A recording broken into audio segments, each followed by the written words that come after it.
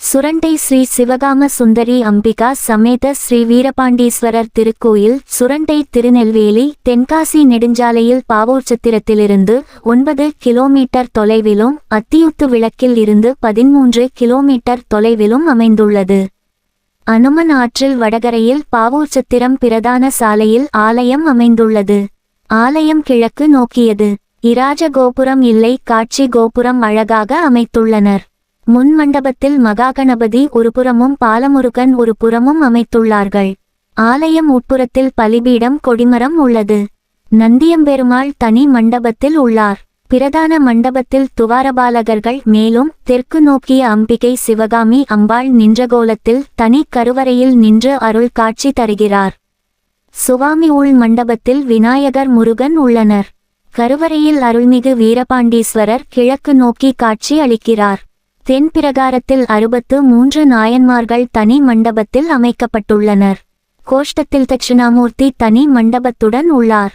கன்னி மூலையில் விநாயகர் உள்ளார். மேலும் துர்கை சண்டிகேஸ்வரர் அமைந்துள்ளார். மேற்கு புறத்தில் காசி விஸ்வநாதர் விசாலாட்சி மற்றும் தனி சன்னதியில் லட்சுமி சரஸ்வதி மகாலட்சுமி மற்றும் வள்ளி தெய்வானையுடன் முருகன் தனித்தனி சந்ததிகளில் உள்ளனர்.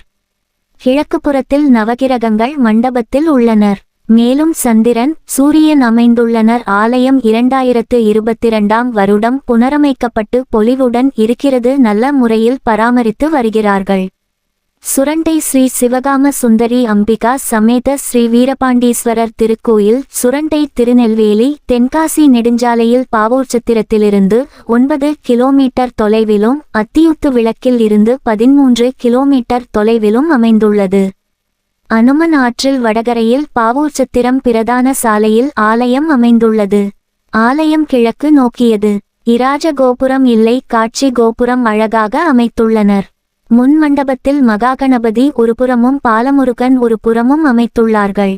ஆலயம் உட்புறத்தில் பலிபீடம் கொடிமரம் உள்ளது.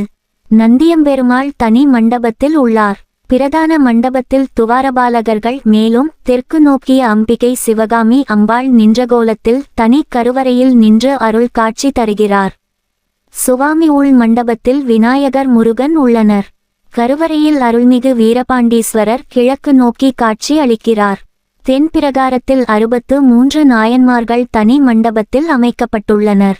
கோஷ்டத்தில் தட்சிணாமூர்த்தி தனி மண்டபத்துடன் உள்ளார்.